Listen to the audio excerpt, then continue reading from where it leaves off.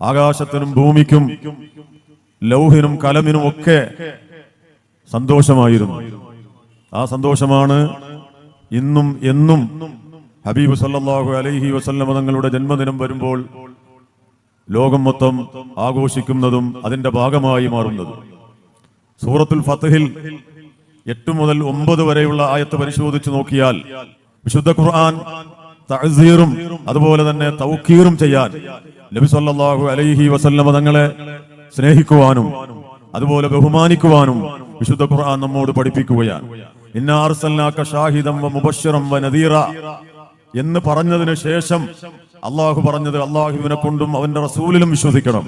അത് കഴിഞ്ഞിട്ട് പറഞ്ഞത്, അത് കഴിഞ്ഞ് വിശ്വാസികളോട് പഠിപ്പിക്കുന്നത് അള്ളാഹുവിന്റെ ഹബീബിനെ സ്നേഹിക്കണം, അള്ളാഹുവിന്റെ ഹബീബിനെ ആദരിക്കണം. ഹബീബ് സല്ലല്ലാഹു അലൈഹി വസല്ലം തങ്ങളെ വിശ്വസിക്കുന്നത് പോലെ തന്നെ ഹബീബിനെ ആദരിക്കലും വിശ്വാസികളുടെ മേൽ നിർബന്ധമായ കാര്യമാണ്. അബൂ മഹ്ദൂറ എന്ന ചെറുപ്പക്കാരന്റെ ചരിത്രം ഞാൻ നിങ്ങൾക്ക് മുമ്പിൽ ഇന്നലെ പറഞ്ഞു. നബി സല്ലല്ലാഹു അലൈഹി വസല്ലം തങ്ങൾ സ്പർശിച്ച ആ തലമുടി തന്റെ മരണം വരെയും അദ്ദേഹം വെട്ടാൻ ആഗ്രഹിച്ചില്ല.